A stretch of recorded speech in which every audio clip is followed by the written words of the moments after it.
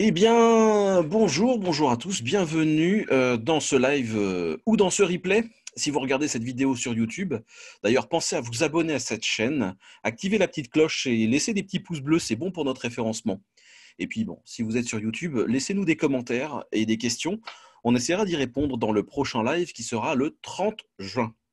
D'ailleurs, vous retrouverez dans la description, là, je vais vous mettre dans la description quelque part toutes les informations, tous les liens, tout ce qu'on va aborder dans cette émission. Eh bien, tout de suite, on commence avec le live.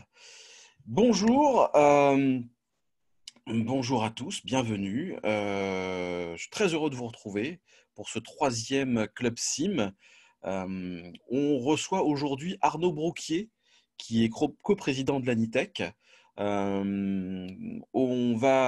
vais laisser la parole à Lucien qui va nous faire une présentation. Ensuite, on passera aux news et ensuite, on passera à l'interview de notre invité. Je te laisse la parole, Lucien.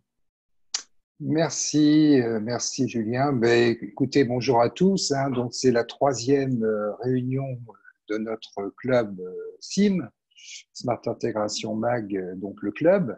Et je vois qu'on est de plus en plus nombreux, soit à être en présentiel, enfin virtuel présentiel, ou bien sur le replay de YouTube.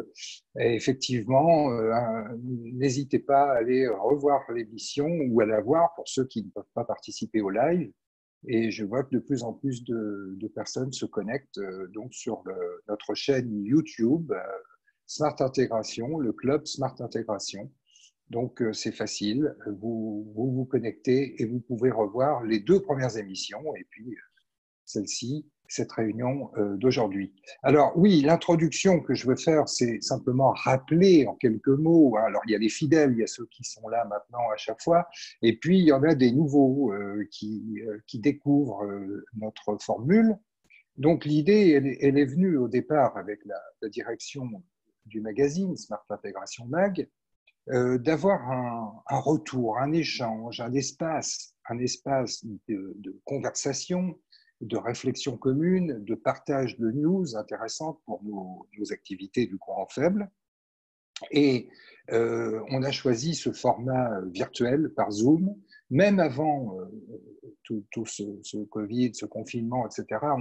On pensait que les réunions présentielles sont devenues vraiment obsolètes parce que c'est trop compliqué de se réunir à travers dans des villes de France avec les encombrements, les bouchons, etc. Et trop de perte de temps, et que finalement une formule resserrée sur 1h30 le matin au début de la journée, ça pouvait être vraiment intéressant avec cette possibilité de replay, encore une fois. Donc, on a choisi cette solution et on a lancé le Club Sim. Ça fait maintenant, on est à la troisième réunion. Donc, ça fait un mois, grosso modo, qu'on a démarré. Et puis, franchement, c'est un succès pour le moment. On voit de plus en plus d'intégrateurs, de professionnels des métiers du courant faible en général, qui sont les métiers adressés par le magazine, eh bien, lecteurs ou pas lecteurs, ou futurs lecteurs. On aimerait qu'évidemment un grand nombre de professionnels s'abonnent à ce magazine qui est vraiment très intéressant. Et nous avons une formule qui permet d'échanger. Donc pour cela, vous pouvez simplement écrire dans la partie questions-réponses et vous aurez à la fin de notre réunion une possibilité, on répondra, nos intervenants répondront à vos questions.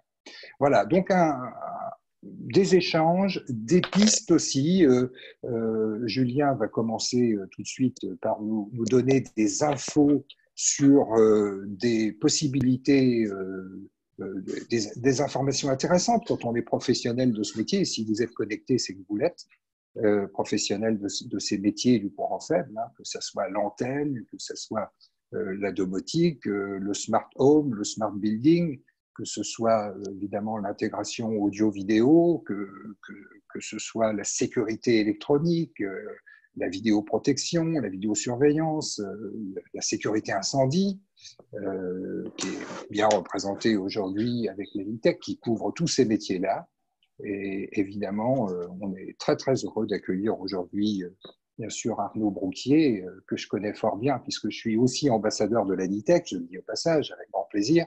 Et donc, nous allons écouter maintenant Julien qui va nous donner ces fameuses news et qui seront, j'espère, très intéressantes comme à chaque fois. À toi, Julien. Merci Lucien. Alors je vous ai mis sur la présentation le sommaire des news qui ont été sélectionnées par la rédaction. Et on commence par la première. Nodon chasse la Covid-19 d'un coup de pied. Alors que la maladie Covid-19 n'est pas encore éradiquée, il est prudent d'éviter de manipuler les interrupteurs muraux avec les mains tant que faire se peut. C'est là qu'intervient la start-up française estampillée French Tech Nodon, qui a conçu un interrupteur de sol avec un astucieux mécanisme qui permet d'allumer ou d'éteindre l'éclairage d'une pièce avec le pied. Cet interrupteur, voilà, je vous le passe là, cet interrupteur est adapté aussi bien aux écoles et aux bureaux qu'aux cabinets de médecins et partout ailleurs. La liste n'est pas restrictive. On le visse ou on le colle à même le sol ou sur une plinthe. Selon Nodon, il ne craint pas les produits d'entretien. Il est livré avec un module d'éclairage on-off à raccorder au point lumineux. Vous voyez, on l'actionne avec le pied, clic-clac, et c'est fait. La magie du truc, c'est que cet interrupteur fonctionne sans pile, sans batterie, sans alimentation. Dedans, il y a un bouton piézoélectrique, et c'est l'énergie mécanique du mouvement du bouton, juste ce petit déplacement, qui suffit à alimenter la transmission radio vers un récepteur.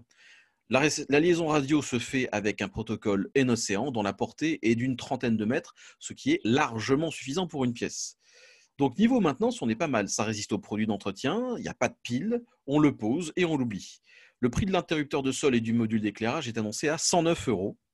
Et petite info de dernière minute, Nodon vient de lancer un module de chauffage File Pilot N-Océan 3.0. Nous aurons l'occasion d'en reparler. C'est le fil pilote. Quoi donc? Ah, le fil pilote. Ah bah oui, de fil. Voilà. Ah oui, j'avais lu File Pilot, on coupera ça. BenQ présente le tout premier écran d'affichage dynamique au monde, certifié Pantone. Alors Pantone, pour ceux qui ne savent pas ce que c'est, en très gros, c'est un catalogue de couleurs. On appelle ça un nuancier de couleurs. Chaque couleur a une teinte très précise avec un pourcentage précis de rouge, vert, bleu dedans. Ça permet de demander une couleur très précise puisque c'est un peu comme une norme en fait. Jusque-là, les nuanciers étaient en papier et tout se faisait en papier. D'ailleurs, dans le monde de l'imprimerie, Pantone, c'est un langage universel pour les couleurs. Et là, BenQ présente à l'ISE 2020 le premier écran certifié Pantone, le premier écran d'affichage dynamique. C'est le SL6502K en 4K, un gros bébé de 65 pouces, vous allez voir, tout en un prévu pour fonctionner H24, 7 jours sur 7. Alors, quel intérêt d'avoir un écran certifié et pourquoi maintenant? La vidéo ne se lance pas. Alors, jusqu'alors, il existait des écrans avec des colorimétries très avancées, mais aucun écran d'affichage dynamique au monde n'avait bénéficié de cette certification. En associant une résolution 4K avec une certification Pantone, le SL6502K de BenQ réussit ce tour de force et reproduit des images d'une très grande précision avec des couleurs ultra réalistes. Ça permet de les régler avec une grande flexibilité grâce à des modes exclusifs cinéma, photo et M-Book. Avec ce nouvel écran, BenQ ambitionne de fournir au secteur du design, entre autres, mais aussi de la mode ou de la vente, une plateforme de diffusion professionnelle garantissant une performance chromatique la plus professionnelle et réaliste possible. Si vous voulez en savoir plus, je vous invite à vous inscrire au webinaire que BenQ consacre au SL6502K le 18 juin, dans 2 jours. Vous trouverez toutes les informations à ce sujet sur le site smartintegrationmag.com dans la rubrique webinaire. Je vous mettrai le lien dans la description. Meljac, habillage chic pour commande domotique. Promis, c'est pas du toc. Meljac, c'est une PME atypique proche de l'artisanat d'art. Elle est spécialisée dans l'appareillage mural électrique d'exception pour des belles demeures et hôtelleries de luxe. C'est un domaine d'application qui l'amène à toucher de plus en plus aux interfaces physiques du smartphone et du smart building. Alors, même si l'essence même de la domotique, c'est d'être discrète, voire totalement invisible. Elle partage tout de même avec la distribution électrique la nécessité de mettre à disposition des utilisateurs des moyens de commande qui leur tombent facilement sous la main.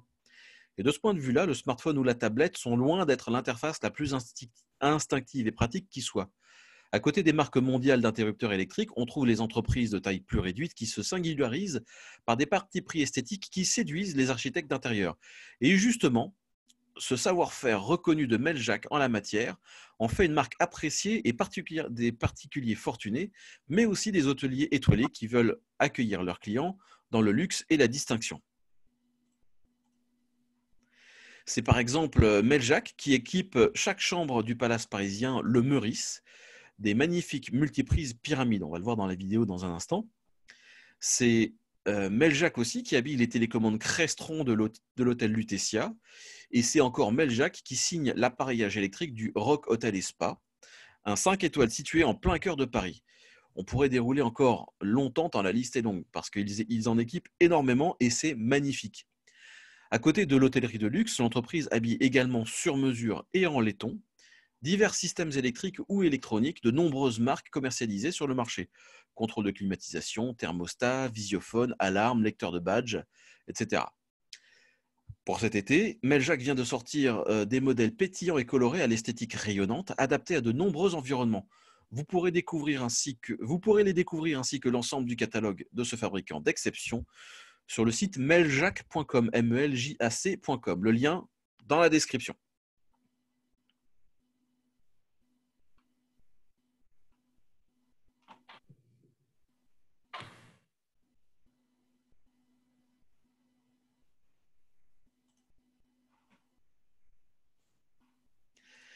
On va terminer ce bulletin par quelques informations sur le marché du contrôle d'accès. C'est un secteur de plus en plus concurrentiel, aiguillonné par les nouvelles offres de services que permet le numérique. Corollaire de cette tendance lourde, le marché connaît plusieurs mouvements qui vont de la concentration à l'arrivée de nouveaux entrants sur fond de guerre des prix exacerbée. Et n'oublions pas les difficultés rencontrées par ceux qui n'ont pas réagi suffisamment tôt à la digitalisation du métier. Pour illustrer, il suffit de jeter un œil sur l'actualité récente avec notamment le rachat par Hurmet via sa filiale Castel de l'un des leaders de la sécurité bancaire, Synchronic. Objectif avoué de Philippe Mallard, le directeur général du groupe Hurmet France, renforcer son pôle tertiaire pour peser davantage sur ce segment de marché désormais ouvert à une nouvelle concurrence. Et la concurrence ne s'intéresse pas uniquement au tertiaire, elle couvre tous les segments du marché du contrôle d'accès. Pour s'en rendre compte, il suffisait avant le confinement de faire le tour des salons spécialisés pour constater la multiplication de l'offre issue de start-up ou d'entreprises diversifiant leur activité. Parmi elles, certaines réellement novatrices ont le vent en poupe, comme le tchèque 2N ou encore le finlandais iLock, qui révolutionne le secteur de la green tech, qui s'affranchit de la batterie. Enfin, pour d'autres, cette révolution digitale mal anticipée ou difficile à mettre en œuvre pour diverses raisons a été pénalisante. C'est notamment le cas pour Tona, devenu Tona Access, pourtant un acteur historique du secteur.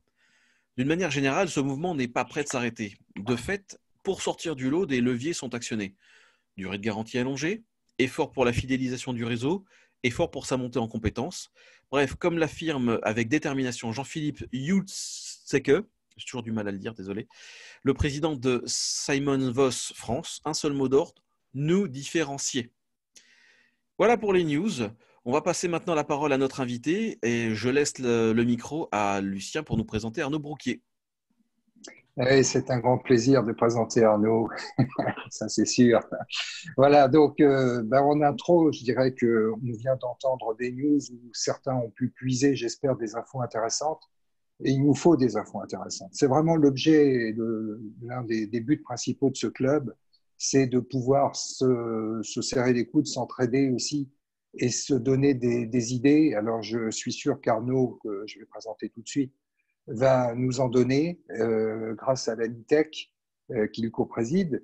Je lisais encore dans Le Monde ce matin, hein, c'est une info qui vient de la COFAS, qu'en raison de la crise du Covid-19, il va y avoir, on prévoit malheureusement, une hausse de faillites d'entreprises à partir du second semestre et on pourrait s'attendre à plus de 20% d'augmentation des défaillances en France. Ça concernerait 60 000 entreprises hein, 63 000, évidemment de toutes les corporations, pas seulement du courant faible, heureusement. Bon, qui représente 200 000 emplois directs. Donc voilà, je pense que l'ANITEC a certainement des réponses à nous proposer par rapport à cette reprise d'activité, à l'accompagnement que propose l'ANITEC. Alors Arnaud Brouquier, Arnaud Brouquier, c'est un jeune homme, hein, il a 38 ans, ce garçon. Hein, c'est le coprésident de l'ANITEC, donc il copréside avec Philippe Blin. On peut dire que c'est un garçon qui est ingénieur de formation, il est diplômé de l'école des mines de Saint-Étienne et il dirige Delta Certec, hein, donc son entreprise, depuis 2008. Arnaud, tu as su faire entrer avec succès ton entreprise dans l'ère du digital, hein, une entreprise familiale, rappelons-le, qui est implantée à Marseille et qui fête ses 41 ans cette année. Donc, ton investissement dans l'ANITEC fait que tu es présent aujourd'hui. Tu vas surtout nous parler de l'ANITEC, mais si tu veux aussi de ton entreprise, avec grand plaisir. Hein. Donc, l'ANITEC, rappelons-le, c'est un syndicat, c'est une organisation professionnelle qui se définit comme l'Alliance nationale des intégrateurs de technologies connectés, sécurisés et pilotés. Voilà. Elle est issue, je rappelle, de la fusion du S2ICF et du SBDI. Donc, nous savons, le métier d'intégrateur est un métier à part. Il faut avoir de multiples compétences, se former en permanence et surtout être ultra passionné. Ça, je crois que tu l'es et tu vas nous le montrer par ton intervention. Donc, c'est aussi un métier pour lequel l'échange avec ses pairs est fortement conseillé, sinon indispensable. Et je ne pense pas que tu nous démentiras sur ce point. Donc, pour commencer, cher Arnaud, peux-tu nous dire comment se passe la reprise pour les adhérents de l'ANITEC? Alors, cette période de confinement, on aimerait aussi savoir comment les entreprises arrivent à gérer ces problèmes de distanciation physique sur les chantiers. Et puis, certainement, tu nous parleras des problèmes de trésorerie, tu nous parleras aussi de la protection des données, parce qu'on est de plus en plus dans cette notion de télétravail, et tout compte fait, je pense que c'est une très bonne chose. Nous-mêmes, là, aujourd'hui, on utilise un moyen de communication très intéressant qui nous permet de nous réunir sans avoir à nous déplacer physiquement. Alors, voilà Arnaud, à toi la parole. Merci. Et avec grand plaisir. Merci Lucien, merci Julien. Donc on a jusqu'à 21h30, c'est ça, je crois? Bon, déjà merci de me recevoir, merci de mettre en avant l'ANITEC. Donc comme tu l'as indiqué Lucien, l'ANITEC, donc c'est l'Alliance nationale des intégrateurs de technologie. Donc on va dire qu'on représente un groupement national de 300 entreprises, mais nous sommes des entreprises issues du terrain, quoi. Voilà, on a vraiment une majorité de techniciens dans nos entreprises et on est confronté au quotidien aux problématiques, aux interrogations, aux questionnements de nos clients. Et de l'autre, il faut qu'on arrive à leur proposer les meilleures solutions, les meilleurs produits qui sont réalisés par les fabricants. Donc, on est un peu au carrefour entre les fabricants et les clients. Donc, aujourd'hui, l'ANITEC est composée majoritairement d'installateurs et intégrateurs, mais on a aussi des bureaux d'études, quelques industriels et quelques partenaires institutionnels. Donc, le cœur reste les entreprises d'intégration, d'installation et de maintenance. Donc, pour situer tout ça dans le contexte, j'avoue que, en fait, durant ce confinement, l'ANITEC s'est vraiment retroussé les manches et on a organisé donc pas mal de cafés virtuels. Donc, je sais que certains d'entre vous ont participé à ces cafés et on s'est vraiment concentré sur la formation de nos équipes. On s'est vraiment axé là-dessus en disant OK, on peut pas aller bosser. Donc, autant monter en compétences, progresser, se former pour essayer de ressortir de ce confinement un peu plus fort avec des gens qui ont une meilleure capacité à intervenir ensuite. Donc, Bon, la reprise, forcément, j'ai envie de dire, je pense, se passe bien pour l'ensemble des adhérents d'Anitech. Se passe bien parce que on a accumulé du retard, donc maintenant il faut produire. C'est super. Il y a des projets qui ont été lancés, on va dire, avant le confinement, qui ont été, on va dire, optimisés, négociés durant le confinement et qui arrivent en phase de décision maintenant. Donc, en termes de prise de commande aussi, on arrive à remplir le carnet de commandes. Moi, je tire un peu la sonnette d'alarme, j'invite à la vigilance et je dis juste, attention, on va dire qu'il y a un report d'activité qui est naturel, puis on est sur des projets lancés avant le Covid, mais qu'est-ce qui va en être maintenant pour les projets qui vont sortir. Donc, disons que je ne suis pas trop inquiet pour la fin d'année 2020 pour l'ensemble des entreprises. Par contre, pour 2021 et les années qui suivent, gros point d'interrogation, parce qu'aujourd'hui, quelles grandes entreprises ou quelles institutions vont investir aujourd'hui sur des gros travaux de construction ou de rénovation avec ce qui vient de se passer. Je pense qu'il va falloir quelques mois, un peu de reprise de confiance et de réadaptation. Bon. Donc, en gros, voilà, attention à l'enthousiasme actuel. Attention, Lucien, tu évoquais la partie de trésorerie. En effet, beaucoup d'entreprises ont obtenu, donc l'Anitech a été présente grâce aussi à l'aide de la FFIE et de la FFB, la Fédération française du bâtiment, pour nous aider à monter les dossiers de prêts garantis par l'État. Donc, beaucoup d'entreprises ont obtenu ces prêts garantis par l'État. Donc, c'est très bien. Toutes les entreprises ont un compte bancaire avec beaucoup d'argent. Mais voilà, attention au côté illusoire de ce PGE. Il ne faut pas oublier qu'à un moment donné, il va falloir rembourser tout ça. Voilà. Donc, voilà, ça c'est le côté, on va dire, au niveau charge de travail, organisation. Après, en effet, ce Covid, au niveau technologique, par rapport aux entreprises de notre métier, je trouve, a envoyé quelques signes d'espoir. Notamment, bien sûr, pour tout ce qui est ce qu'on est en train d'utiliser, travail à distance. Qui dit travail à distance, visioconférence, webinaire, dit qu'il faut derrière des infrastructures réseau et des liens télécoms performants. Ça tombe bien, c'est notre métier. On a vu que tout ce qui était le sans contact, bien sûr, se développer et allait se développer forcément dans les prochains mois. Donc, je pense que tout ce qui va être interphonie, vous savez, ou quand on appuie sur les platines interphones, tout ce qui va être contact, tactile, va, à mon avis, s'orienter vers du sans contact, du sans tactile.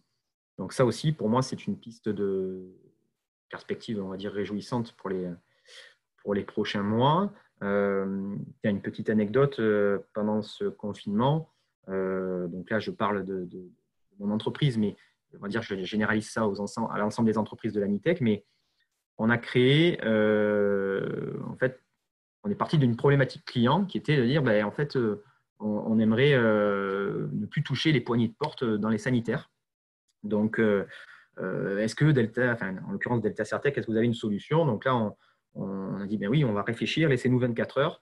Et en 24 heures, on a réfléchi à ce qu'on faisait en termes de contrôle d'accès dans les établissements médicalisés. Et on a mis en place des simples capteurs infrarouges où on approche la main à 5-10 cm et donc le capteur capte la main en infrarouge et donne l'information à un groupe motorisé qui vient ouvrir la porte. Donc tout le monde, ça c'est universel quand on va aux toilettes, quand on sait laver les mains, ça plaît à personne de toucher la poignée de porte derrière, la poignée de porte principale, on va dire, des sanitaires. Voilà, on a des petites opportunités comme ça, mais malgré tout, on a pris une commande, nous, de 50 portes pour une grande entreprise régionale. Et voilà, ça fait partie des opportunités Covid. Donc, pareil pour la sûreté et sécurité électronique. Donc, il y a eu l'envolée, on va dire, de tout ce qui est caméra thermographique, donc de prise de température et de comptage aussi. Donc, sur ce point-là, beaucoup d'entreprises, il y a eu pas mal de séminaires, de webinaires, de conférences. Beaucoup d'entreprises ont fait des devis, mais il n'y a eu que quelques entreprises qui ont eu des commandes des clients. Je pense que tout le monde est dans une démarche pour l'instant d'attendre, de voir comment ça va évoluer. Est-ce qu'il va y avoir une deuxième vague ou pas? Voilà. S'il y a une deuxième vague, à mon avis, ça va vraiment se développer. Pour l'instant, c'est assez timide. Voilà un peu les news de l'Anitech. Après, on a en ce moment deux grands axes, deux grandes activités en interne. Tu le disais, Lucien, la sécurité des données. Donc, sur ça, l'Anitech. Alors, Julien, j'avais une toute petite presse. Je ne sais pas si je peux la diffuser ou si tu la diffuses toi ou si je continue. Normalement, tu dois pouvoir partager ton écran. Il faut que tu me donnes le droit, l'animateur, à désactiver le partage. Je suis banni.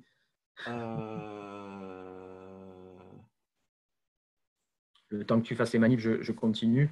Donc, au niveau du RGPD, ça fait, donc on n'a pas, bien sûr, on n'a pas attendu le Covid, mais ça fait plusieurs mois que nous travaillons à l'élaboration d'un guide spécifique sur le RGPD, parce que le RGPD, ça reste une grande nébuleuse pour beaucoup d'entreprises.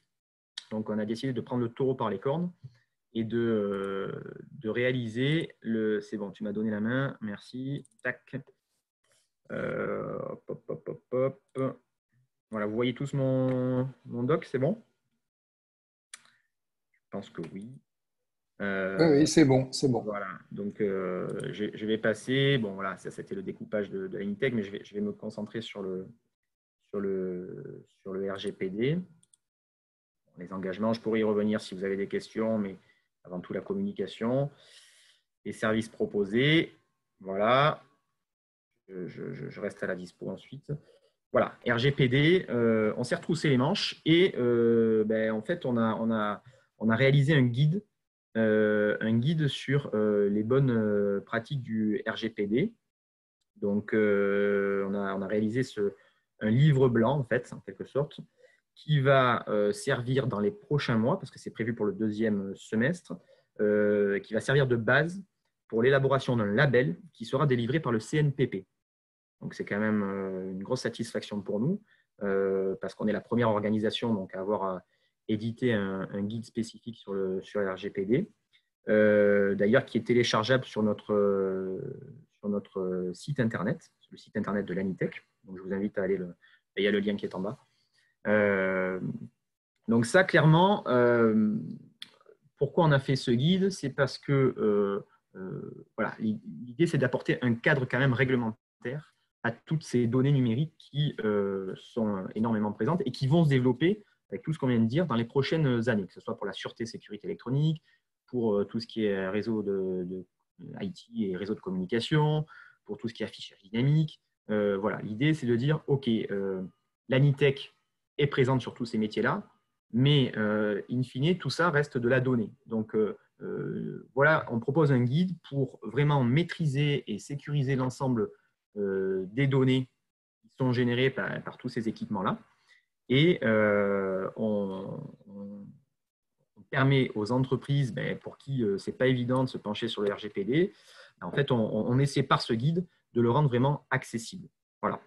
Donc, le rendre accessible et aussi s'en servir comme un avantage concurrentiel vis-à-vis des clients finaux. De dire, OK, nous, demain, on est labellisé RGPD. Ça veut dire que, OK, on va vous installer 30 caméras, monsieur le client, avec un serveur de récupération des données. Mais par contre, ces données-là qui sont stockées, voilà, on a un procédé chez nous qui est réglementaire, qui respecte la norme et on est conforme RGPD. Donc, voilà un peu la démarche de ce livre blanc autour du RGPD. Le deuxième gros sujet du moment au niveau de l'Anitech, c'est ça. C'est pareil, on est en train d'écrire un guide. Donc ça aussi, je suis très enthousiaste sur l'évolution de notre métier, malgré le Covid, malgré ce que j'ai pu dire en amont.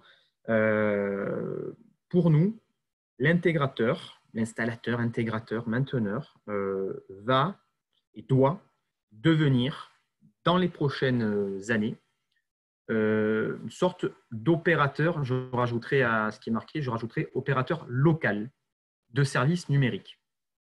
Alors, qu'est-ce que c'est ça? Un opérateur local de services numériques, pour nous, c'est une entité qui est capable d'apporter des solutions aux clients du début, donc c'est-à-dire de la phase amont, dès la conception du projet, dès la partie ingénierie, jusqu'à l'exploitation des services, d'accord? Et en passant bien sûr par la phase au milieu, par la phase déploiement.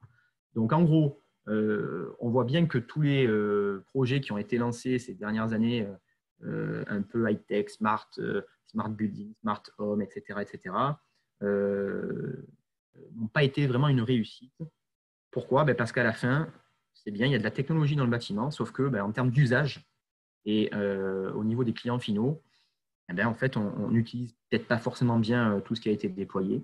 Il y a des choses qui ont été déployées, des équipements, mais qui ne servent à rien, qui ne servent pas vraiment et qui ne correspondent pas aux besoins des utilisateurs. Ça devient un casse-tête pour les gestionnaires de copropriété pour du logement, voire des gestionnaires d'immeubles tertiaires, parce qu'en fait, ils n'ont pas été formés dessus, ils ne savent pas administrer tous ces équipements-là. Voilà. Donc, nous, on travaille sur une approche qui part vraiment de la conception jusqu'à derrière la partie exploitation, voire maintenance des équipements qu'on va proposer. Voilà, donc on est en train de bosser sur ça. Ça implique et ça fait référence bien évidemment à une sorte, alors je ne vais pas rentrer dans les détails, ne vous inquiétez pas, mais une sorte d'infrastructure numérique unique et ouverte pour chaque bâtiment. En fait, plutôt que d'avoir 36 millions de réseaux différents, l'idée c'est de créer une infrastructure numérique, bien sûr basée sur le protocole IP. Ça ne veut pas dire forcément de la fibre, ça ne veut pas dire forcément du câble VDI, ça peut être aussi du câble coaxial qu'on utilise aujourd'hui pour les antennes de télévision. Et en fait, au bout de cette infrastructure, on va mettre des équipements. Donc ça peut être du Wi-Fi, ça peut être du vidéoportier, ça peut être d'une boîte aux lettres connectée, ça peut être des équipements de supervision technique. Tous ces équipements-là, demain, doivent être, pour que ça marche, il faut qu'ils soient administrés. En fait, comme un administrateur réseau pour une entreprise, le rôle demain de cet opérateur local de services numériques sur la phase, on va dire, exploitation, c'est ça. C'est en fait de devenir l'administrateur réseau pour des bâtiments tertiaires ou des bâtiments d'habitation. Voilà. Donc, l'idée aussi, c'est de proposer aux clients finaux, je ne rentre pas pareil dans les détails, mais c'est de proposer une approche financière peut-être un peu différente, un peu disruptive, c'est le mot à la mode, de ce qui se faisait jusqu'à présent. C'est de leur dire, OK, nous, monsieur le client, on s'engage sur une qualité de service et on s'engage sur le fait que les systèmes qu'on va déployer dans ton bâtiment vont correspondre vraiment et vont répondre à des besoins utilisateurs. Et donc, pour ça, on est prêt à être payé, entre guillemets, peut-être un peu moins sur la phase déploiement, mais par contre, à prendre un récurrent ensuite sur on va dire, la vie du bâtiment. Voilà. Donc, on est dessus, on est plusieurs, on a créé un groupe de travail dessus. On a été rejoint aussi récemment par les domoticiens de la SBA qui sont aussi bien intéressés sur ce sujet. Donc, plutôt que de travailler chacun dans son coin, ça, c'est un peu, on va dire, une des valeurs de l'ANITEC, c'est l'ouverture. Et c'est le fait de dire, oui, en fait, on préfère travailler tous ensemble, main dans la main, pour qu'on avance tous ensemble. L'intérêt, finalement, Lucienne, tu le disais, c'est de communiquer, de sortir de son isolement, mais autant travailler tous ensemble. Pourquoi en fait? Pour finalement faire progresser et pérenniser toutes nos entreprises et pour que chacun au quotidien s'épanouisse clairement dans son travail, quoi. Moi, dans mon entreprise, mon objectif, c'est que mes techniciens, comme on dit, qui kiffent, quoi. Voilà, qui s'éclatent, qui progressent, qui se forment et petit à petit, qu'ils aillent sur des domaines de plus en plus fins, de plus en plus techniques, sur des marchés un peu plus à valeur ajoutée. Parce que s'ils s'éclatent, derrière, il va y avoir un bon état d'esprit dans l'entreprise. Ça va motiver aussi les commerciaux à aller chercher des marchés de plus en plus techniques, de plus en plus sympas, avec des fonctionnalités à valeur ajoutée pour les clients finaux. Voilà. Donc voilà un peu les grands chantiers. Je vais peut-être arrêter la presse parce que après, enfin voilà, ça c'est un petit clin d'œil à l'équipe qui compose l'Anitech. Donc Stéphanie, je crois, qui nous écoute, Lilian et Karine, qui sont des permanents, qui œuvrent au quotidien à tout ça, justement, et sans qui on ne pourrait pas avancer. Et puis aussi un petit clin d'œil à Philippe Blin, qui est mon coprésident. Alors, juste un petit mot sur la coprésidence, mais j'invite vraiment tous les syndicats nationaux, tous les groupements à travailler en binôme. Je trouve ça hyper riche parce que finalement, Philippe et moi, on est très pris, bien sûr, par nos entreprises, mais le fait d'être en binôme, ça permet d'échanger, ça permet de se répartir bien les tâches et en tout cas de ne pas trop s'endormir. Voilà. Je vais arrêter le partage d'écran, peut-être, Julien. Merci. Il y a Eric Pain qui te dit bonjour Arnaud. Salut. Arnaud, est-ce que tu peux nous dire comment rejoindre l'Anitech? Parce que c'est le moment ou jamais de le dire. Oui, alors je peux le réafficher. Alors, comment déjà? Alors, avant de parler adhésion et compagnie, déjà, je pense qu'il faut avoir l'âme. En fait, non, je pense qu'il faut avoir de l'humilité. C'est-à-dire qu'on ne peut pas tout gérer tout seul dans sa boîte, dans son coin, voilà, être isolé de tout, travailler qu'avec ses clients, ses fournisseurs dans un mini écosystème. Pour moi, l'épanouissement passe par l'échange entre pairs. Je dirais que déjà l'échange entre dirigeants d'entreprise, c'est hyper gratifiant. Ça permet de vraiment se remettre en question, de voir au niveau RH, au niveau commerce, comment on est organisé, stratégie, etc. Mais échanger avec des chefs d'entreprise, des dirigeants, des managers qui sont dans le même domaine d'activité, alors là, c'est un cran au-dessus en termes d'enrichissement. C'est le niveau Champions League, quoi. Donc, voilà. Déjà, avant de parler adhésion, tout ça, c'est est-ce que moi, je suis prêt à me remettre en question? Est-ce que je suis prêt à remettre en question mes bonnes pratiques commerciales, techniques dans mon entreprise? Si oui, OK. Je peux m'intéresser à l'Anitech. Il y a d'autres, bien sûr, mais en tout cas, c'est cette démarche, je trouve, intellectuelle qu'il faut faire au préalable. Ça, c'était pour la partie psychologique. Je pourrais rajouter qu'il ne faut vraiment pas avoir honte d'aller rencontrer des gens et il ne faut pas se laisser impressionner par les gens qu'on va rencontrer.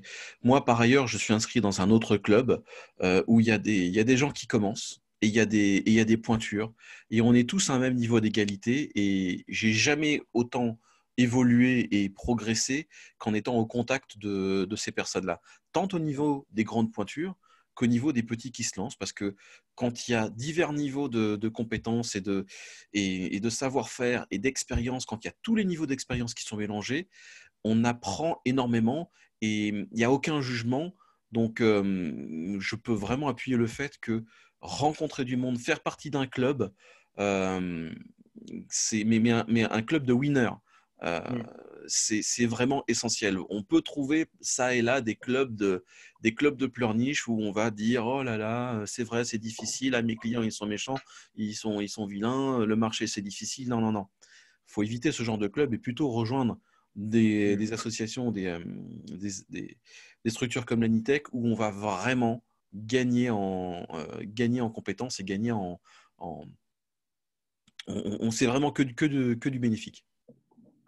Tu as raison. Et puis les deux sujets du moment là, que je viens de présenter montrent qu'on essaie de ne pas s'endormir. Très simplement, on se met en action. Voilà, on travaille sur l'RGPD, on travaille sur ce guide d'opérateur local de services numériques. L'idée, c'est aussi de travailler toujours, d'avancer. Et pour rebondir sur le côté winner, honnêtement, moi, à l'Anitech, quelques années maintenant, et au préalable, il y avait SVDI et S2ICF, mais sincèrement, aujourd'hui, on fait de temps en temps des visioconf avec des confrères, un qui est à Toulouse, un qui est à Bordeaux, un qui est à La Rochelle, un qui est à Angers. On se fait une petite visioconf. déjà pour prendre de nos nouvelles, pour tiens, j'ai un problème, qu'est-ce que tu en penses? Voilà. Et on s'appelle, on se fait, ça prend 10 minutes, ça prend 1 heure, ça prend 2 heures, peu importe. Mais on se sent vraiment soutenu à l'écoute. Tiens, j'ai une idée, qu'est-ce que tu en penses? Est-ce qu'on ne peut pas la mutualiser? Voilà, honnêtement, c'est ça qui est riche. Ce qui marche bien, si tu me permets, ce qui marche bien, c'est de faire des réunions régulières. Moi, ma réunion avec mon groupe, c'est tous les vendredis à 14 heures. C'est un Zoom qui dure 1 heure. On appelle ça un mastermind. Donc, soit il y a l'admin du groupe qui fait une présentation pour dire, voilà, cette semaine, j'ai appris telle et telle chose, je vous la partage, regardez comment on fait toutes les astuces. Soit chacun, tour à tour, va donner son expérience, va poser ses problématiques et dans le bouillon, il y a quelqu'un qui aura une idée et une solution. Ce qui marche bien également, c'est d'avoir un groupe. Alors moi, mon groupe, il est sur Telegram, mais vous pouvez aussi faire un groupe WhatsApp. Et l'avantage, ce sont vraiment les outils du 21e siècle. Hein. C'est les outils actuels. L'avantage, c'est que n'importe quand, n'importe où, on a une idée, on balance la question dans le groupe sur WhatsApp et qui peut, quand il peut, répond et on a une réponse. Si on a une réponse en direct parce que la personne qui a la réponse répond sur l'instant, c'est génial, mais n'importe quand, plus tard, on peut avoir une réponse. Alors, pour répondre à la question du Bivant, bien évidemment, on a un collège partenaire industriel. J'ai vu ça. Donc, et en plus, je pense que Bivant connaît de bons ambassadeurs de la NITEC, que ce soit Gilles Genin ou d'autres. Voilà. Donc, on est bienvenus. On va dire que le noyau dur, bien sûr, ça reste les installateurs intégrateurs. Mais voilà, des partenaires institutionnels, des partenaires industriels. Et voilà donc les modalités d'adhésion, hein, sous les yeux. Toutes les infos sur notre site. Stéphanie Tucollet, qui est notre secrétaire générale, c'est un plaisir de vous répondre. Bon, la fourchette, en gros, c'est en corrélation en fait avec le chiffre d'affaires. On essaie de respecter la taille de l'entreprise et que ça ne soit pas quelque chose de lourd. En tout cas, voilà, sachez que le retour sur investissement, moi qui suis, je crois, j'étais adhérent S2ICF pendant 10 ans, 15 ans, 20 ans, je ne sais plus, Delta Sartec depuis le début. Et là, à la NITEC, le retour sur investissement, il est largement obtenu, sincèrement. Après, ça dépend ce que aussi vous allez y mettre en termes d'énergie, tout simplement, comme tout le reste. Hein. Voilà pour les modalités, Lucien. Merci beaucoup. Alors, Arnaud, moi, il y a une question qui me vient à l'esprit. Alors, Julien va nous dire les questions qui ont été posées en ligne, hein, et je vous invite, ceux qui sont avec nous, de poser vos questions. Moi, j'ai toujours un sujet qui me tient à cœur et qui m'a toujours guidé dans la marge de mon entreprise, c'est les revenus récurrents. Donc, Hervé, Arnaud, tu as parlé de ça un petit peu. Est-ce que tu peux nous développer le sujet? Julien aussi, c'est son cheval de bataille. Donc, est-ce qu'on peut donner des pistes? Parce que plus que jamais, on a besoin de revenus récurrents et, bien entendu, la maintenance, ne pas l'offrir au client, mais la vendre à son juste prix et faire en sorte que ça soit pérenne. Alors, quelles sont ton expérience au niveau de la NITEC, mais aussi de ton entreprise dans ce domaine-là? Alors, je vais dire 3 choses. La première, je me souviens d'une phrase qu'avait énoncée le frère de Julien, qui nous avait dit il y a quelques années, il faut, donc Bruno, il faut proposer aux entreprises, non pas des contrats de maintenance, parce que le terme fait peur, mais de l'accompagnement technologique. Hein, tu t'appelles ça comme tu veux, mais tu ne peux pas appeler ça contrat de maintenance. Voilà. Donc, accompagnement, tu as dit quoi? Accompagnement technologique. C'est pas de moi. Hein. Voilà, accompagnement technologique, offre de service et surtout faire la différence entre le service et la maintenance. Alors, je trouve qu'aujourd'hui, vu l'évolution des systèmes depuis plusieurs années, je trouve que ça devient naturel. Et je dirais même, Lucien, j'ai été surpris, une fois ou deux, on avait oublié peut-être de proposer, donc grosse erreur, proposer ce contrat de service. Et les clients nous ont dit, mais vous ne proposez pas de maintenance avec vos travaux là? Donc voilà, ça devient aujourd'hui naturel et même indispensable que de proposer ces contrats de maintenance on parle entre techniciens, hein, mais de maintenance de ces systèmes-là, à minima avec une visite préventive annuelle, voire 2 visites. On peut très facilement aussi proposer de la supervision technique. Monsieur le client, on vous installe des systèmes, on va vous mettre entre guillemets des électrodes sur vos systèmes, on prend le pouls en permanence de vos systèmes et s'il y a un problème, je vais être au courant. Et si ça se trouve, vous verrez un de nos techniciens arriver le lundi matin avec la caisse à outils pour dépanner parce qu'on aura eu, nous, l'information dans le week-end, sans même que vous soyez vous au courant. Donc, voilà, ça devient, voilà, aujourd'hui, et avec tout ça, ça devient on va dire, naturel. Ça, c'est le premier point. Au-dessus de ça, je place le côté opérateur local de services numériques. Donc, pour moi, l'opérateur local de services numériques, demain, il supervisera ce que fait aujourd'hui l'intégrateur installateur de la NITEC, d'accord? Donc, des équipements de sûreté, de l'interphonie, de la télévision numérique, de l'IPTV, de l'affichage dynamique, ok? Mais pas que. L'idée, c'est qu'on se place au-dessus et qu'on puisse aussi, en gros, grâce à cette infrastructure numérique, aller récupérer des infos de gestion technique de bâtiment, mais peut-être sur la climatisation, sur le chauffage, sur peut-être, tiens, je mets un capteur d'inondation dans les caves, je viens avoir un report d'information de l'ascenseur, mon désenfumage, mon CVC, etc., etc. Donc, en fait, c'est vraiment devenir le chef d'orchestre des flux numérique, électronique du bâtiment. Même si ce n'est pas notre spécialité à la base, l'idée, c'est d'avoir cette supervision-là. Et pourquoi pas, le rôle d'opérateur local, c'est de dire, OK, monsieur le client, on est votre direction technique externalisée.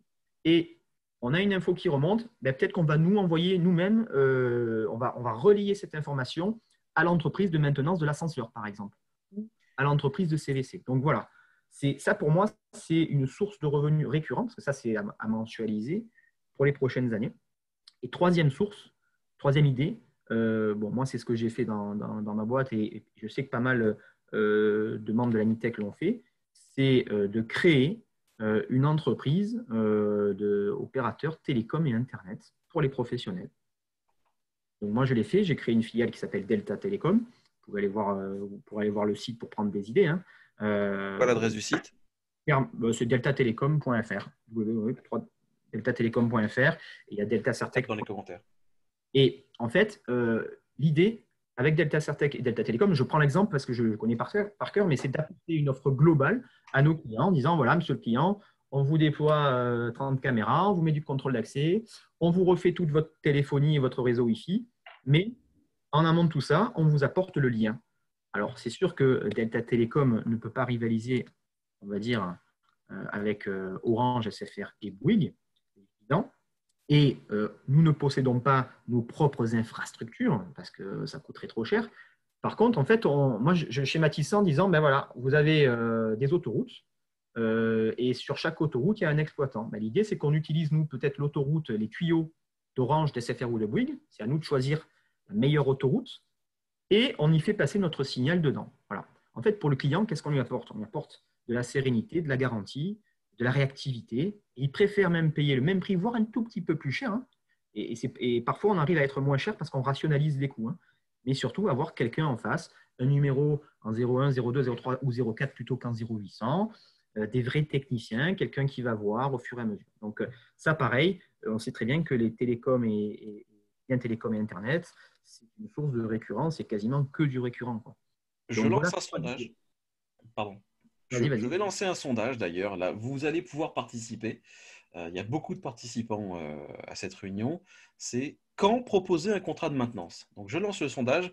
Ça doit apparaître une fenêtre quelque part là. Et j'attends vos réponses. Donc, quand est-ce que vous proposez un contrat de maintenance? Réponse 1, dès le premier rendez-vous. C'est-à-dire que, est-ce que dès que vous allez en visite, vous en parlez tout de suite? Est-ce que vous le présentez en même temps que le devis? Est-ce que vous en parlez à la fin du chantier, une fois que tout est terminé? Est-ce que vous le sortez du chapeau comme ça? Ou est-ce que vous ne voulez pas proposer de contrat de maintenance?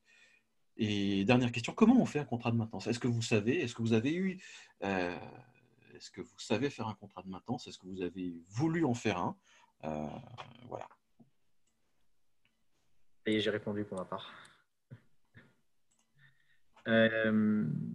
Donc voilà, Lucien, pour répondre à ta question, mes 3 idées qui me viennent là pour générer du récurrent dans son entreprise. Mais il est évident qu'il ne faut pas perdre de vue que le récurrent, c'est ce qui donne de la valeur à l'entreprise. Si certains envisagent dans quelques années de céder l'entreprise, de la revendre ou quoi que ce soit, ce que vont regarder en premier les investisseurs, c'est ça, hein. Outre les fonds propres et tout, mais, et la trésor, mais quelle est la part de récurrence dans le chiffre d'affaires? Voilà. Ah ben, je peux en témoigner puisque moi, mon entreprise, elle a été valorisée en grande partie sur les contrats de maintenance. Oui. Si je n'avais pas eu de contrat de maintenance, du pur chiffre d'affaires, ça ne vaut pas grand-chose, hein. Ce n'est pas récurrent. Surtout quand on Il faut bien avoir à l'esprit que la valeur d'une entreprise, c'est l'argent qui rentre. C'est combien elle a d'argent qui rentre par mois.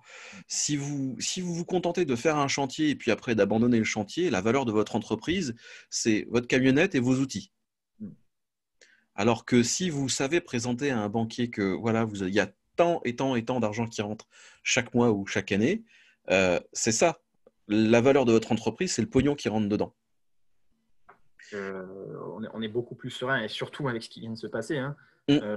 Si je prends l'exemple, je remène à mes 2 entreprises, Delta Certec, il a fallu se serrer la ceinture, c'est compliqué, il faut rebondir. Bon, c'est le scénario que j'évoquais au début. Et par contre, pour la partie télécom et Internet, qu'est-ce qu'on a fait? On a juste fait quelques petites remises commerciales à nos clients pour les accompagner, quoi. C'est tout. Parce qu'on est serein, parce que c'est du récurrent. Donc voilà, pour donner un exemple concret. Et le récurrent, c'est aussi quand pendant les périodes de vacances où il y a peu de chantiers, si vous avez déjà prévu des interventions en maintenance, ça fait toujours des sous qui rentrent. Plutôt que de galérer pendant 2 mois, ou même si vous tombez pendant une période où vous avez des chantiers qui n'en finissent plus de commencer, vous avez au moins quelques chantiers déjà livrés pour lesquels vous avez de la maintenance et que vous allez pouvoir facturer parce que ça a déjà été acté. Je vais peut-être répondre aux questions. À moins que... Magali demande comment se démarquer dans le smart building des entités de services déjà en place de type Engie, Dalkia. Alors, on répond bien sûr, enfin, on s'est posé la question, on se la pose encore. Dans le passé, on avait des partenariats souvent, donc on va dire que les gens de l'Anitech sont plutôt spécialisés dans le domaine des courants faibles. Bon, et on sait qu'il nous fallait des partenaires en courant fort, donc ça répond aussi par rapport à la FFIE. Donc souvent, des entreprises de courant faible ont plusieurs partenaires courant fort. Je pense que demain, avec l'évolution des systèmes, les entreprises de l'Anitech, les intégrateurs, les opérateurs de services numériques devront avoir comme partenaires, dorénavant, les facility managers, tels que Dalkia, Engie, que Magali cite.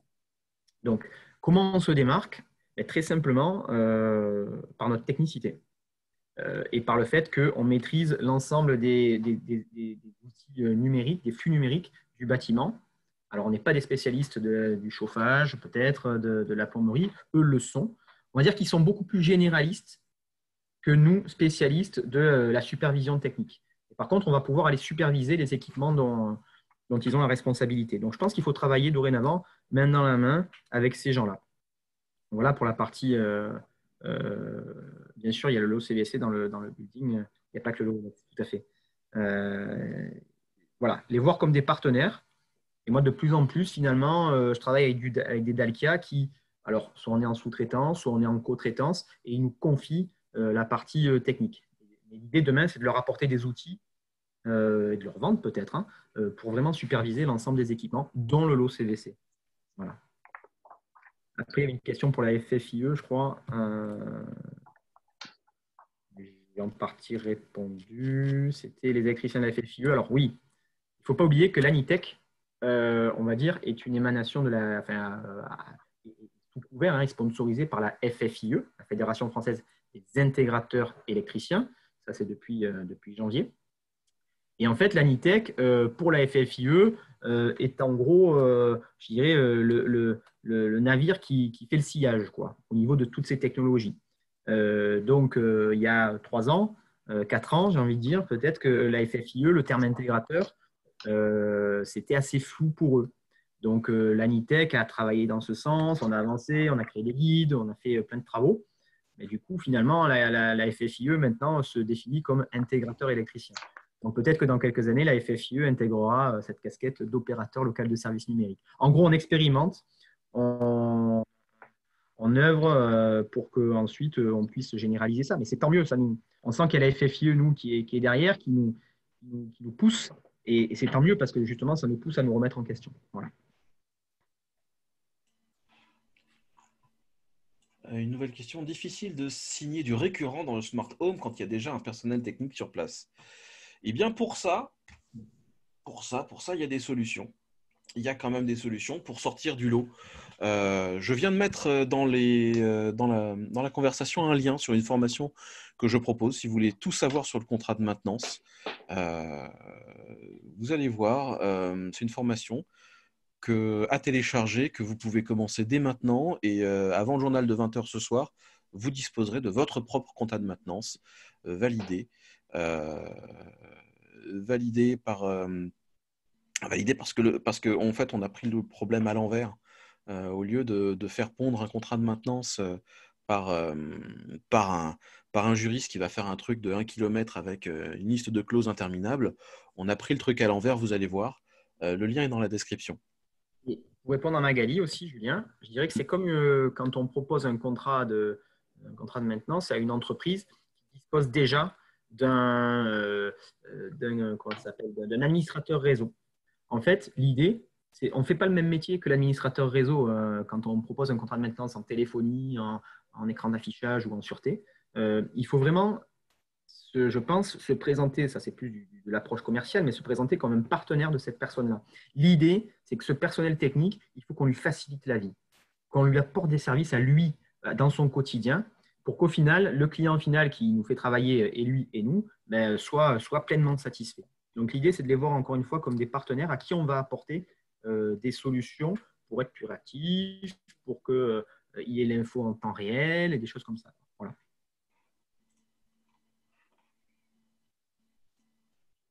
Il y avait d'autres questions, Julien? Je ne crois pas sur cette Je vais mettre fin au sondage. Eh bien, la plupart du temps, donc, on a les résultats là. Eh bien, vous êtes à 65% à répondre dès le premier rendez-vous et c'est très bien. Et quand vous présentez le devis, c'est bien aussi. Alors, quand j'ai bien dit proposer le contrat de maintenance, il faut l'évoquer dès le premier rendez-vous et il faut le présenter en même temps que le devis. Si vous le sortez à la fin du chantier, ça va mal être pris. Il vaut mieux que ce soit avec le devis, même si le client le refuse. Et si le client le refuse, vous devez en avoir une trace. Il faut que votre contrat de maintenance soit fait de telle sorte qu'il puisse cocher non, non, non, je ne veux pas. Et vous l'imprimez en 2 exemplaires et dont un, et vous en gardez un. Le problème, le gros piège, c'est que déjà, vous êtes obligé au moins de le proposer. Et votre client, il est libre de ne pas l'accepter, mais vous êtes tenu de le proposer. Si vous n'êtes pas capable de fournir la preuve que vous n'avez ni proposé ou que le client a refusé le contrat de maintenance, en cas de pépin, comment vous allez justifier ça devant un juge en cas de problème?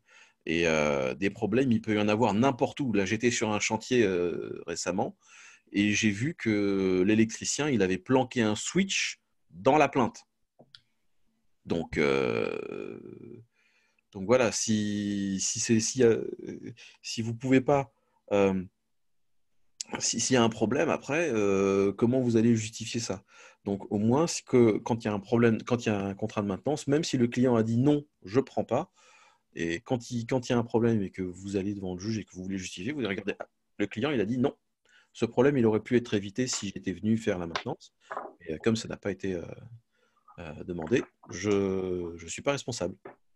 J'ai du coup, Julien, ça me fait penser à une 4e idée pour le récurrent, mais quelque chose qui va faciliter aussi le récurrent, et par rapport à ce que vous dites tous les deux, Lucien et Julien, c'est de se servir des outils que nous proposent des partenaires comme l'ISCOM, des partenaires bancaires en fait. C'est proposer finalement un loyer.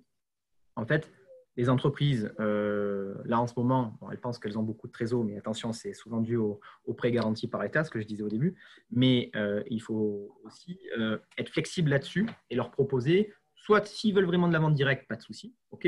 Et auquel cas, on propose le contrat de maintenance en parallèle, j'ai envie de dire. Soit on propose un loyer, dire ok, monsieur le client, on vous fait les travaux d'installation et derrière, on vous assure la maintenance pendant X années, voire le rôle d'opérateur de service. Et tout ça, ça coûte 349 € par mois pendant 3 ans, 4 ans, 5 ans. Donc, en fait, c'est d'intégrer le contrat de maintenance dans le prix global que l'on va présenter. Et honnêtement, alors il y en a qui sont réfractaires à ça, il faut tenter le coup, mais il ne faut pas, je pense, s'entêter. Il faut avoir l'agilité de jongler entre les deux et de dire, monsieur le client, nous, on s'adapte à votre trésorerie, on s'adapte à votre besoin. On vous préconise du financement parce que c'est plus souple. Vous gardez votre trésor pour votre cœur de métier. Si vraiment vous ne voulez pas de souci, on s'adapte. Voilà. Donc voilà un peu l'idée. Et comme je sais qu'il y a Frédéric Amichaud dans les spectateurs. Et oui, il y a Frédéric avec nous et il sera l'intervenant, enfin l'un des intervenants pour la prochaine réunion du club. Donc merci Arnaud, ça fait une excellente transition. Voilà. Donc le mardi 30 juin, ça sera effectivement l'occasion de découvrir ces solutions de financement qui sont vraiment très intéressantes. Alors, on a plein de questions là qui arrivent. Éric Jouzeau, au-delà du contrat de maintenance, un contrat de service inclut des mises à jour et des SLA. C'est plus valorisant de montrer une augmentation de service dans le temps que de parler seulement des défaillances possibles. Tout à fait. Il y a deux choses très importantes dans une offre de service et de maintenance, et je fais bien la différence entre offre de service et de maintenance. À l'époque, vous posiez une installation, il y avait un bouton play, pause et stop. Tu reviens 20 ans après, play, pause et stop, ça marche. Maintenant, les systèmes sont intelligents, ils évoluent, ils ont besoin de mise à jour. Donc, vous allez faire vraiment le distinguo entre le service, c'est tout ce qui n'est pas prévu. Il y a un truc qui tombe en panne, le service, c'est un certain tarif. Et là, maintenant, c'est tout ce qui est prévisible. C'est-à-dire que vous savez que vous avez mis telle et telle chose dans cette installation. Vous savez que ces équipements ont besoin de mise à jour, de nettoyage, de vérification, d'un certain entretien. Vous pouvez faire la liste de toutes les choses que vous allez faire. Et cette liste de choses que vous allez faire, vous savez combien de temps vous allez y passer. Vous pouvez le facturer et vous pouvez le prévoir. Et si vous tombez et quand vous êtes dans une opération de maintenance, si vous tombez sur une panne, là, vous basculez en mode service. Merci pour ce cours, hein, Julien. Voilà. Mais tout ce genre de choses, vous allez retrouver dans le lien que j'ai mis sur ma formation de contrat de maintenance. On a une autre, Magali, qui demande, la date de formation est notée du 20 mars, peut-être la mettre à jour, mais notée au 20 mars. Ah bon? Qu'est-ce qui se passe? Oui, alors c'est la formation 2019. Hein. Je n'ai pas encore fait la mise à jour 2020. C'est pour ça que le tarif est intéressant. Je fais un pack. Je n'ai pas encore fait la mise à jour 2020 parce que c'est un peu de boulot quand même. Mais déjà, rien qu'avec cette version 2019, vous avez suffisamment de bagages pour être opérationnel. Et de toute façon, avec cette formation, je vous offre aussi un débriefing à la fin. Donc, je ne vous laisse pas tomber. Éric Pain. Oui. Alors, pour rebondir sur ce que dit Éric, oui. Donc, bien évidemment, avec ce qui vient de se passer encore plus, il faut que ça accentué. L'objectif, quand je dis opérateur local de services numériques, c'est avant tout de proposer des bâtiments éco-responsables à nos clients, des bâtiments tertiaires ou d'habitation. Et quand je parlais tout à l'heure ça ne sert à rien de rajouter du câble pour rajouter du câble, ok, c'est bien, ça va nous faire du chiffre d'affaires en plus, mais ça va être court-termiste comme raisonnement, je trouve. C'est dommage. Il vaut mieux faire quelque chose qui correspond aux besoins des utilisateurs et qui respecte l'environnement, qui respecte l'écologie. Et voilà, des bâtiments, entre guillemets, quand on parle de smart building, de bâtiments intelligents, on est là-dedans aussi. Respectons ce qui vient de s'accentuer avec cette crise sanitaire. Voilà. Et bien évidemment, l'ANITEC sera présente à ce niveau-là. Ce que je veux rajouter aussi, peut-être Julien, c'est l'importance pour nos entreprises de s'entourer de gens compétents. On va dire que tout ce qui est numérique, tout ce qui est digital, tout ce qui va concerner aussi l'IoT, on a tout intérêt, ça c'est un petit clin d'œil aussi, un petit message une invitation que je lance, c'est on a tout intérêt à se rapprocher d'universités, d'écoles d'ingénieurs, pour nous, entrepreneurs, être proches de ces gens-là, pour recevoir des stagiaires, pour peut-être proposer des idées de diplômes, pour élaborer ces diplômes. Pourquoi? Parce que demain, on va avoir besoin de ces personnes-là. Et voilà, donc un petit clin d'œil aussi à Jean-Michel Olive qui nous écoute et qui est le patron de Polytech Marseille. Ils sont en train de travailler sur justement un diplôme d'ingénieur sur tout ce qui est objet connecté IoT. Voilà. Vous pouvez aussi vous rapprocher du CFA Ducretet. Il n'y a pas. C'est Anthony Agellan qui n'est pas là aujourd'hui. Anthony Agellan, donc le CFA Ducretet qui prépare un BTS ou une formation diplômante sur justement les métiers de l'intégration. C'est important que les jeunes se forment dès maintenant à la façon de travailler nouvelle et non plus comme on faisait il y a 20 ans. On ne peut plus travailler comme on faisait il y a 20 ans. C'est plus pareil. Déjà, on ne marge plus pareil sur le matériel. Moi, par exemple, le matériel que je vends, je le fais acheter par le client directement. Je ne fais pas de marge sur le matériel, sauf sur les petites bricoles, les petites fournitures. Mais le gros du matériel, je le fais acheter par le client directement chez Amazon, parce que tout le monde connaît le prix d'une Sonos, donc je ne vais pas vendre 2 fois le prix d'une Sonos à mon client, il le sait. Donc autant que lui achète sur Amazon et que nous, on vienne l'installer, on fait notre marge sur l'installation et sur la maintenance, parce que votre client, il aura envie du truc, mais il ne saura pas le faire fonctionner, il ne saura pas le mettre à jour, et c'est là qu'on intervient. Magali qui nous dit oui, les gens compétents et à former tout au long de la vie. Merci de signaler, bien sûr, Magali. Il y a une division Polytech, Nice, Sofia aussi. Magali, si tu as des infos comme ça et des liens, n'hésite pas à le mettre dans la conversation.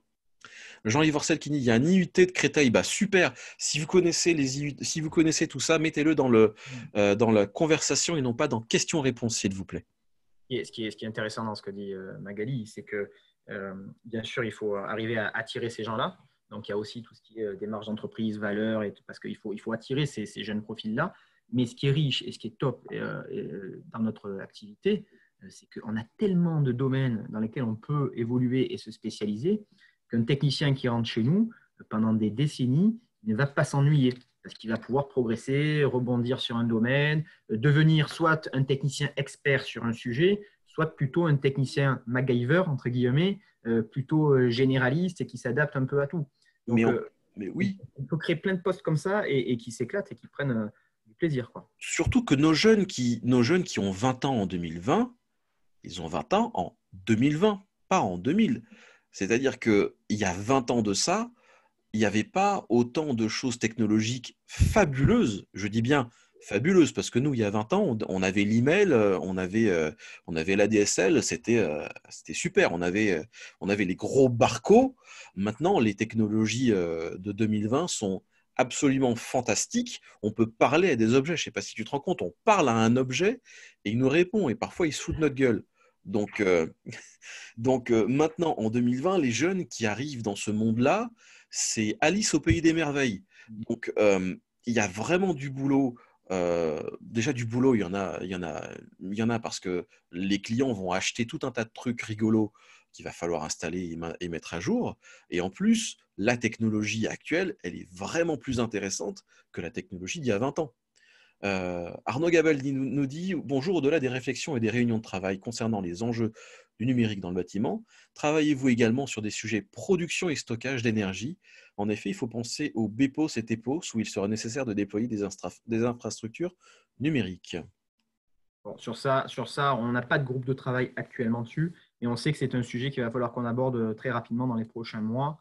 Donc pour justement, pour tout ce qui est gestion de l'énergie, récupération de l'énergie, stockage, pour ensuite pouvoir la redistribuer déjà dans le bâtiment et pourquoi pas la revendre derrière, quoi. Ça, on sait que c'est un sujet qu'il va falloir qu'on aborde, donc on est ouvert à toute bonne initiative en tout cas. Et donc, Eric, oui, tout à fait. Une autre question, le thème conversion, ah ben ça c'est déjà répondu. Hop, terminé. Je vois que ça parle là dans les. Merci, merci pour le lien vers UNIS, l'Université de Nice. 8 000 € de prise en charge pour un apprenti depuis la sortie du confinement. Oui. À partir du 1er juillet et jusqu'au mois de février. 8 000 €, c'est pour un apprenti majeur. Je crois que c'est 5 000 € pour un mineur. Mais ça, clairement, c'est encore une fois il faut prendre conscience quand même qu'on a été sacrément aidé en France. Bon, ça va peut-être nous coûter cher dans les prochaines années. Ça, c'est le côté rabat-joie peut-être. Mais franchement, ce qu'a fait l'État à travers le chômage partiel, à travers les facilités que nous avons eues pour contracter des prêts garantis par l'État et à travers des actions comme celle-ci, honnêtement, peut-être qu'il va y avoir en effet des suppressions d'emplois bientôt, mais je pense que quand même, une majorité d'entre nous vont pouvoir maintenir et continuer leur activité. Et donc ça, c'est cette aide pour les apprentis. Nous, clairement, à la Nitec, on en a parlé récemment, et ça en pousse beaucoup à recruter des jeunes là dès septembre, quoi. Voilà. Donc, excellente nouvelle, ça c'est important de communiquer clairement cette nouvelle-là. Alors, il y a un point à approfondir, je crois que c'est jusqu'au bac+3. Donc, c'est jusqu'à la licence et au-delà, ce n'est pas pris en compte. Enfin, ce n'était pas très clair là-dessus. Donc, on peut considérer des BTS, par exemple, BTS, IUT. Oui, et licence. Et après, alors, Magali nous met dans les commentaires, IUT de Cachan s'appelle LPRO SARII et IUT de Nice, LPRO MEEDD. Et Jean-Michel Olive nous met Jean-Michel, si tu peux nous mettre dans la conversation et non pas dans les questions-réponses, le lien vers Polytech, s'il te plaît. Je vais vous le lire, c'est polytech, polytech.univ-amu.fr/internet-objects, objet avec un S à la fin. Si tu peux le coller dans la conversation, s'il te plaît. Parce qu'en fait, je ne peux pas faire de copier-coller là depuis. Ah si, c'est bon, je vais le mettre. Voilà, coller. Voilà, nouvelle filière. Nouvelle filière Polytech à Marseille. Donc, vous voyez, la formation commence à. Je trouve que ça a mis un petit peu de temps à démarrer, à émerger. Je trouve peut-être que il y a des formations qui ont des formations de base, d'autres BTS qui ont évolué vers ceux qui arrivent aujourd'hui, jusqu'à ce que maintenant, voilà, je pense que cette année, il va y avoir une explosion des formations et des BTS vraiment dédiés à notre métier. Ça... Attention au diplôme d'ingénieur versus technicien. Ah, dis-nous en plus, Magali. Diplôme d'ingénieur versus technicien, oui, certainement. Je pense que Magali veut dire qu'il ne faut pas qu'on oublie que, oui, il faut des ingénieurs sans doute, mais il ne faut pas qu'on oublie qu'il nous faut des techniciens qui aillent sur le terrain. Oui. À mon avis. Et qu'il faut quand même qu'on continue de tirer du câble, qu'on le déploie correctement, qu'on s'assure que l'infrastructure que l'on va déployer chez nos clients soit pérenne. Parce que sinon, si on n'a pas d'infrastructure solide et efficace, on pourra mettre tous les services qu'on veut au bout, ça ne marchera jamais. Magali a levé la main. Est-ce que Magali, tu veux prendre la parole? Je vais cliquer sur permettre de parler. Maintenant, tu dois pouvoir activer ton micro si tu veux. Oui, bonjour. Bonjour Magali. Bonjour. Oui, c'était juste pour rebondir par rapport aux ingénieurs versus techniciens. Et en effet, sur les sites, il faut des techniciens qui puissent aller mettre les mains dedans et dépatouiller tout. Parce que si on forme que des ingénieurs, on va avoir un problème on va dire de retour sur investissement vis-à-vis des contrats. Donc, il ne faut pas oublier ça, en fait. Parce que je vois qu'on parle beaucoup de diplômes d'ingé. C'est pour ça que je revenais un petit peu sur les IUT, les licences pro. Et je pense vraiment qu'au niveau du futur, il faut de plus en plus former, mais tout au long de la vie, en fait, les techniciens. Parce qu'on s'aperçoit qu'ils ont été formés avec une base à un certain moment. Les technologies vont tellement vite que s'ils ne s'approprient pas les nouvelles technologies, voilà, il y a une réflexion là-dessus à avoir. Merci Magali. Je rappelle, vous avez la possibilité de lever la main si vous voulez prendre la parole. Comme Magali l'a fait, merci beaucoup. Si d'autres personnes veulent prendre la parole, n'hésitez pas. Ça fait 1h15 qu'on est ensemble. Si vous avez d'autres questions, si vous avez le temps, on est encore ouvert. Hein. Arnaud l'a dit tout à l'heure, il a jusqu'à 21h30, donc on est open, on est décontracté. Ah, Jean-Yves Orcel veut prendre la parole. Oui, activé. Voilà. Oui, bonjour à tous. Juste pour souligner qu'au sein de l'ANITEC, depuis 2 ans, je travaille sur les Jeux Olympiques Paris 2024, que 3 des adhérents de l'ANITEC, que sont SIA, la société d'Emmanuel Cosset, celle de Serge Gravis, TTS, et moi-même, en tant qu'intégrateur, avons répondu à l'appel d'offres, au premier appel d'offres des Jeux Olympiques. Je vous invite pour les suivants à venir nous rejoindre. Donc, Arnaud n'a pas pu y participer parce qu'il était très orienté région parisienne, mais je vous invite dorénavant à nous rejoindre pour ces sujets. Est-ce que tu peux mettre un lien dans les commentaires? Je peux mettre un lien, tout à fait. Ou un email ou pour te contacter, pour participer. Absolument. Merci. Eh bien, merci beaucoup Jean-Yves. Hop, désactivé. Bon, et bien On arrive au terme. Oui. Alors Julien, merci beaucoup. Merci évidemment à Arnaud Brouquier. Alors je rappelle que le club grandit, qu'il y a de plus en plus de personnes qui se connectent pendant les lives. Et puis aussi, il y a le replay. C'est vraiment très intéressant de voir que de plus en plus de monde rejoignent ce club. Donc ce club, il a été créé, je répète, par le magazine Smart Intégration Mag. Vous pouvez vous abonner au magazine qui est vraiment remarquable et qui couvre bien les métiers du courant faible. Et vous pouvez aussi, si vous êtes aujourd'hui à l'écoute et avez participé à cette réunion en tant que fabricant ou distributeur, eh bien, intervenir également. Vous me contactez et je vous donnerai les modalités pour pouvoir intervenir lors d'une réunion du club, en précisant que la prochaine, eh bien, c'est le mardi, donc c'est toujours le mardi, tous les 15 jours, hein, donc le mardi 30 juin. Ensuite, on fera une pause pendant juillet, août, et on reprendra, si ma mémoire est bonne, le 2 septembre, le mardi 2 septembre. Voilà, en tout cas, rendez-vous mardi 30 juin avec, entre autres, Frédéric Amichaud de l'ISCOM qui est parmi nous actuellement. Et je vous souhaite à tous une excellente journée. Merci beaucoup. Je vais faire quelques petites annonces. Donc, rendez-vous mardi 30 juin. Ce sera la dernière réunion virtuelle du Club Sim avant les vacances. Cela dit, pendant les vacances, on va certainement envoyer quelques vidéos sur notre chaîne. Donc, vous pouvez aller sur YouTube, vous cherchez Smart Intégration avec un S à la fin. C'est marqué là. Hop, Smart Intégration là. Smart Intégration Mag sur YouTube, vous tombez sur la chaîne, abonnez-vous à la chaîne. Donc on va recevoir la prochaine réunion, on recevra Frédéric Amichaud de l'ISCOM qui nous expliquera comment financer un marché ou un chantier quand on n'en a pas forcément les moyens, surtout en cette période de reprise.